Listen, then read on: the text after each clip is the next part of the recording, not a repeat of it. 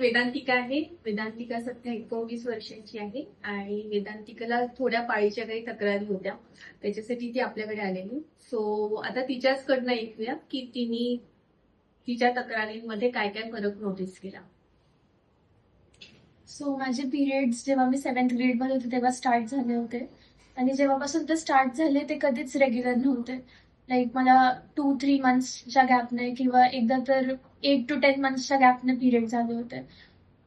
So मी allopathy try करून झालं, homeopathic पण ट्राय करून झालं. मी आता आयुर्वेदिकवरती शिफ्ट झाली आहे आणि मला माझ्यामध्ये खूप चेंजेस दिसत आहेत. लाईक मी मॅमला इयर एंडमध्ये भेटले होते. 31 डिसेंबरला मी फर्स्ट टाइम अपॉइंटमेंट घेतली होती मॅमकडे आणि तेव्हापासून विदिन 1 मंथ माझे 3 मंथ्स रेग्युलर पिरियड झाले पण. सो मी हॅपी आहे ट्रीटमेंट सोबत. तुला काय काय त्रास होत होता आधी वेदांतिका? म्हणजे for what purpose you join the treatment? तुला काय असं वेगळं वाटत होतं? मला माझे पिरियड्स म्हणजे फर्स्ट थिंग तर तेच होतं की रेग्युलर नव्हते, खूप जास्त गॅप नाही यायचे.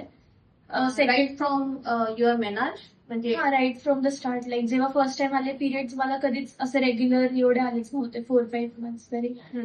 आणि वेट गेन खूप वाढलं होतं माझं अचानक. फेशियल हेअर ग्रोथ वगैरे सगळंच आणि मूड स्विंग्स वगैरे पण खूप वाढलेले. स्टमक एक पण माझं खूप रेग्युलर बेसिसवरती व्हायला लागले. लाईक पिरियड्स येत नव्हते, स्पॉटिंग व्हायची आणि स्टमक एक वगैरे क्रॅम्प्स वगैरे खूप होते. सो हे सगळे रिझन्स होते.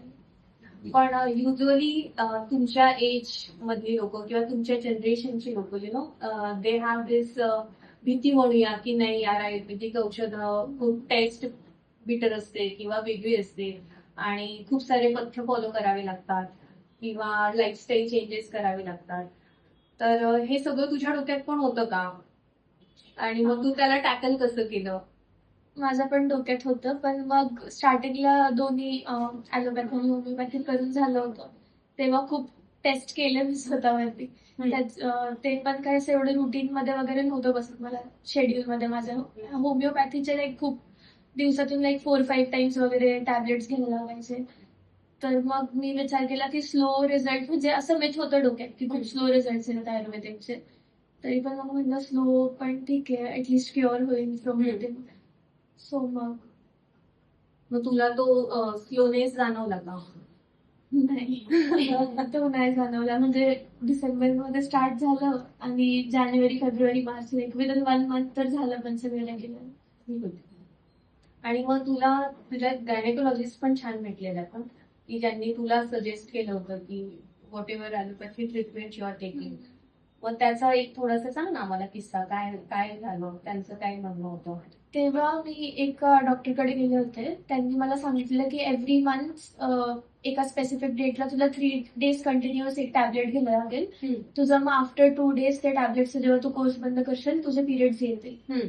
पण मग ॲलोपॅथीने ते फ्रॉम विदिन नव्हतं क्युअर होत. माझे दुसरे डॉक्टर बोलले ते स्वतः पण तेच ट्रीटमेंट द्यायचे, पण त्यांनी स्वतः सांगितलं की तू लाईफ टाईम हे टॅबलेट्स घेऊ नाही शकत. कुठे ना कुठे ते तुला विदाउट टॅबलेट्स नॅचरली करावं लागेल रेग्युलर सगळं. सो ते फ्रॉम विदिन नव्हतं क्युअर होत. मग मी विचार केला की स्लो रिझल्ट आले तरी चालेल, फ्रॉम विदिन सगळे रूट कॉज जे पण आहे ते संपलं. ओके. आणि हाय, तू पण की फ्रेंड मध्ये? Hello, she is Vedantika's friend. What is your name? Kavya. Kavya. So Kavya, being a friend, what changes do you notice in you? Like there are a lot of changes, especially the skin खूप like पहिले असे spots and all acne marks तिला खूप पहिल्यापासूनच आहे ते खूप clear झालंय. आणि इव्हन लाईक आता बॉडी वेट तिचं खूप मेंटेन्ड आहे. पहिले खूप असं इम्बॅलन्स होतं, जास्त वाढायचं कधी कमी व्हायचं. पहिले खूप कमी होतं मग अचानकच वाढलं जेव्हा PCODचं कळलं वगैरे वगैरे. तर आता इट्स प्रिटी बॅलन्स्ड लाईक 3 महिन्यापासून. आणि मी पण बघते I have been there through a journey. पहिल्यापासूनच आय हॅव नोन की किती अप्स अँड डाऊन्स म्हणजे पिरियड्स किती तिला 8 महिने नाही यायचे. आता खूप रेग्युलर, एवढं रेग्युलर मी पण नाही पाहिजे. कारण की तिथं मला कॉल यायचं की 8 महिन्यांनी पिरियड्स आले, 7 महिन्यांनी आले, 6 महिन्यांनी इतकं पेन होतंय, 10 दिवस झालं, 15 दिवस झालं कंटिन्यू ब्लीडिंग. तर आता जाऊन थोडंसं रेग्युलर झालंय. सो आणि सगळ्यात जास्त स्किन खूप बेटर झाली. गुड गुड गुड, छान.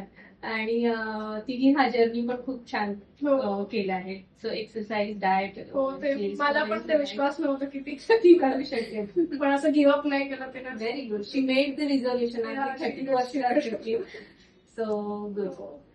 सो येस मुलींनो, तुम्हाला पण असं काही त्रास असते, अशा मुलींच्या आयांनो किंवा मावशींनो किंवा तुम्ही आजूबाजूच्या अशा काही मुलींना जाणत असाल की ज्यांना हा त्रास आहे आणि त्यांना हेल्प हवी आहे, so feel free to visit any Ayurvedic practitioners की ज्यांना ह्याच्यामध्ये अनुभव आहे, त्यांची डिग्री ह्याच्यामध्ये आहे आणि त्यांच्या सल्ल्याने आयुर्वेदिक औषधं आणि उपचार तुम्ही घेऊ शकता आणि डेफिनेटली यातनं बरे होऊ शकतात. ही पण औषधं कायम घ्यायची नसतात. Which I always tell her, मला औषधं कमी करायची इजंट इट.